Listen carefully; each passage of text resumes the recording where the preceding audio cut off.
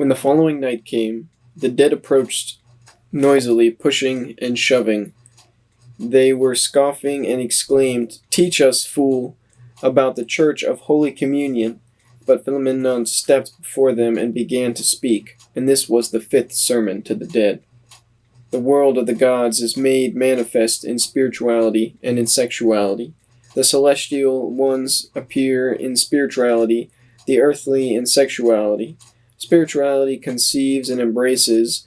It is womanlike, and therefore we call it mater coelestis, the celestial mother. Sexuality engenders and creates. It is manlike, and therefore we call it phallos, the earthly father. The sexuality of man is more earthly, that of woman is more spiritual. The spirituality of man is more heavenly, it moves toward the greater. The spirituality of woman is more earthly, it moves toward the smaller. Mendacious and devilish is the spirituality of man, and it moves toward the smaller. Mendacious and devilish is the spirituality of woman, and it moves toward the greater. Each shall go to its own place. Man and woman become devils to each other if they do not separate their spiritual ways, for the essence of creation is differentiation. The sexuality of man goes toward the earthly, the sexuality of woman goes toward the spiritual. Man and woman become devils to each other if they do not distinguish their sexuality. Man shall know the smaller, woman the greater. Man shall differentiate himself both from spirituality and sexuality. He shall call spirituality mother, and set her between heaven and earth. He shall call sexuality phallos, and set him between himself and earth. For the mother and the phallos are superhuman daemons, and reveal the world of the gods.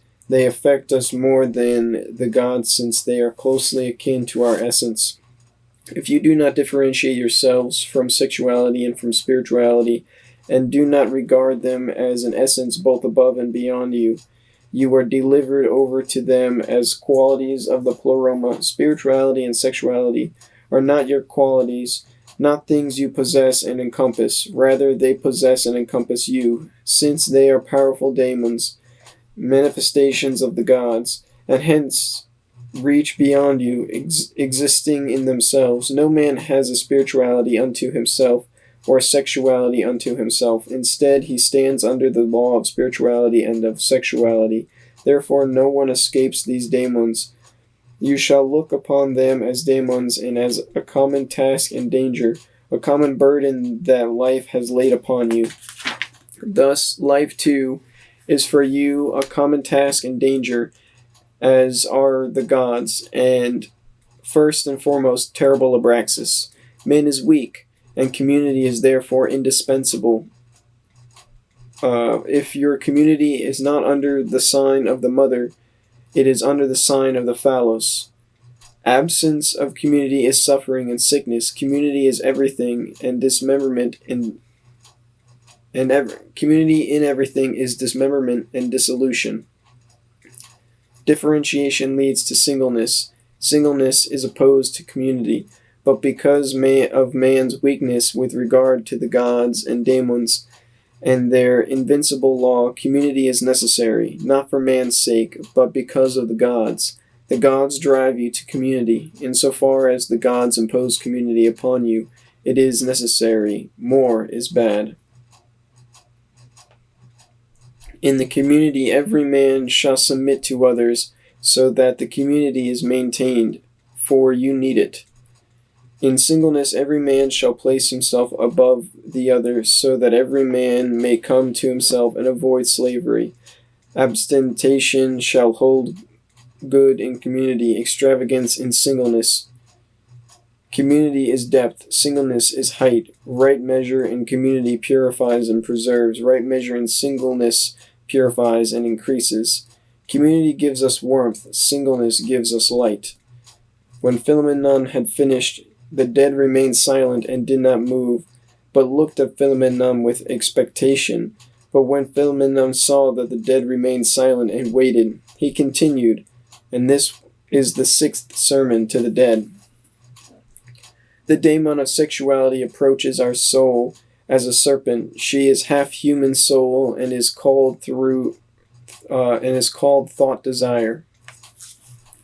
The daemon of spirituality descends into our soul as the white bird. He is half human soul and is called desire thought.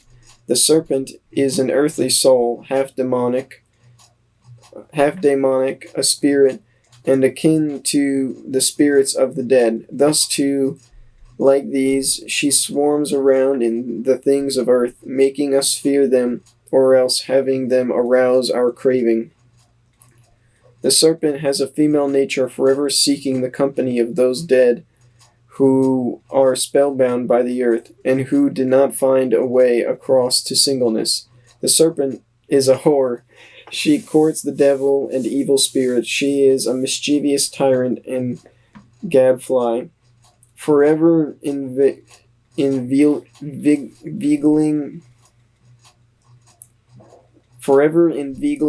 the most evil company. The white bird is a half-celestial soul of man. He abides with the mother, descending from time to time. The bird is manlike in his affective thought. He is chaste and solitary, a messenger of the mother. He flies high above the earth. He commands singleness. He brings knowledge from the distant ones who have departed before and attained perfection. He bears our word up to the mother. She intercedes, she warns, but she is powerless against the gods. She is a vessel of the sun. The serpent descends and cunningly lames the phallic daemon, or else goads him on. She bears up the 2 crafty thoughts of the earthly, those thoughts that creep through every hole and cleave to all things with craving.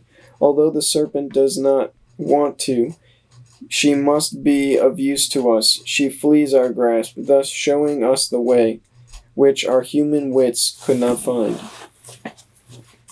When Philemon had finished, the dead looked on with contempt and said, "Cease this talk of gods and daemons and souls. We have known this for a long time."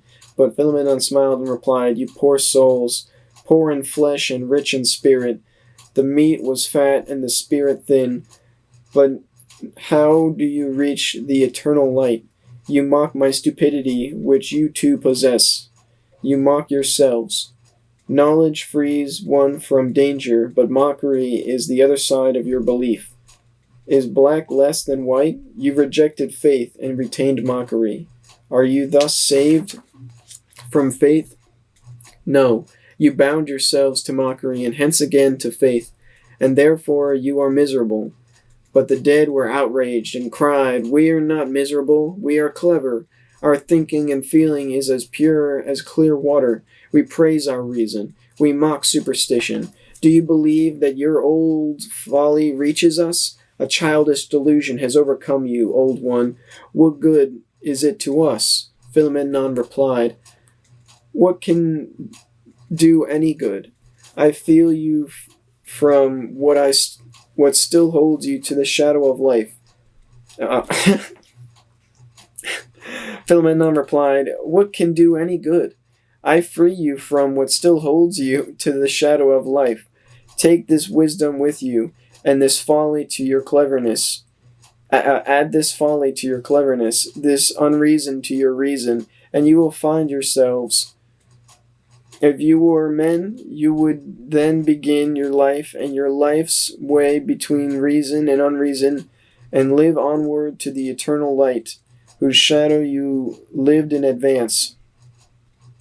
But since you are dead, this knowledge frees you from life and strips you of your greed for men, and it also frees yourself from the shrouds that the light and the shadow lay on you. Compassion with men will overcome you, and from the stream you will reach solid ground. You will step forth from the eternal whirl onto the unmoving stone of rest, the circle that breaks flowing duration, and the flame will die down. I have fanned a glowing fire. I have given the murderer a knife. I have torn open, healed over wounds. I have quickened all movement. I have given the madman more intoxicating drink. I have made the cold colder, the heat hotter, falseness even falser, goodness even better, weakness even weaker. This knowledge is the axe of the sacrificer. But the dead cried, Your wisdom is foolishness and a curse. You want to turn the wheel back? It will tear you apart, blinded one. Philemon replied, So this is what happened. The earth became green and fruitful again from the blood of the sacrifice. Flowers sprouted, the waves crash into the sand. A silver cloud lies at the foot of the mountain. A bird of the soul came to men. The hoe sounds in the fields, and the axe in the forest. A wind rushes through the trees, and the sun shimmers in the dew of the risen morning. The planets behold the birth. Out of the earth climb the many-armed. The stones speak, and the grass whispers. Man found himself, and the gods wander through heaven. The fullness gives birth to the golden drop, the golden seed, plumed and hovering. The dead now fell silent and stared at Philemon and slowly crept away, but Philemon bent down to the ground and said, It is accomplished, but not fulfilled. Fruit of the earth, sprout, rise up, and heaven, pour out the water of life. Then Philemon disappeared. Well, do I have anything to say?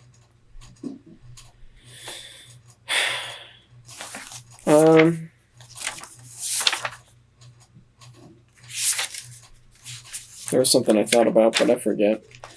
Yeah, it doesn't matter really. I don't know.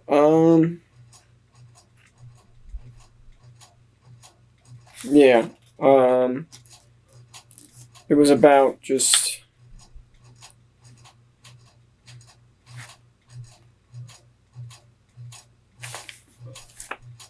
I don't know, realizing that there's a balance to life and things along those lines. That you can't escape, all darkness or be all light or whatever, right? Because it must always exist in you. It's things along those lines. So kind of some acceptance there as well is good. Yeah.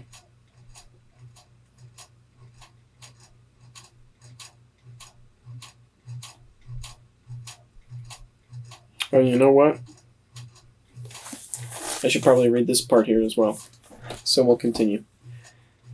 I was probably very confused when Philemon approached me the following night, since I called to him saying, What did you do, O Philemon? What fires have you kindled?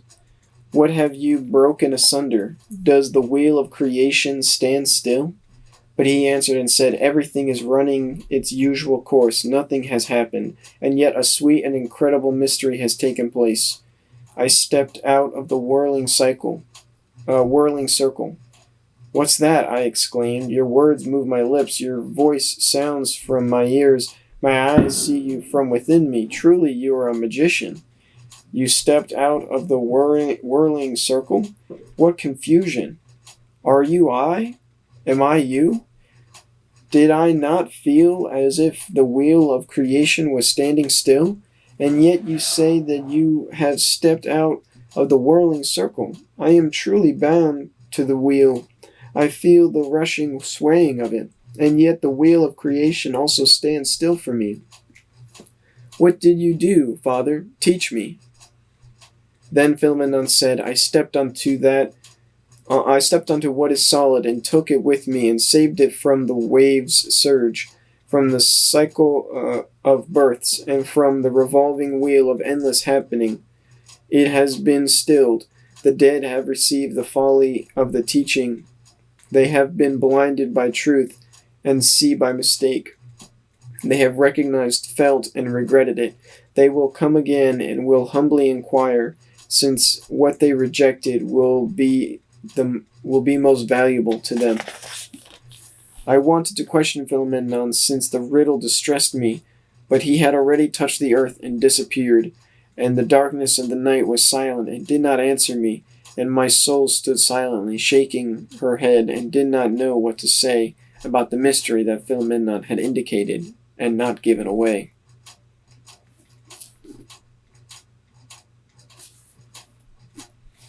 Alright. Peace out.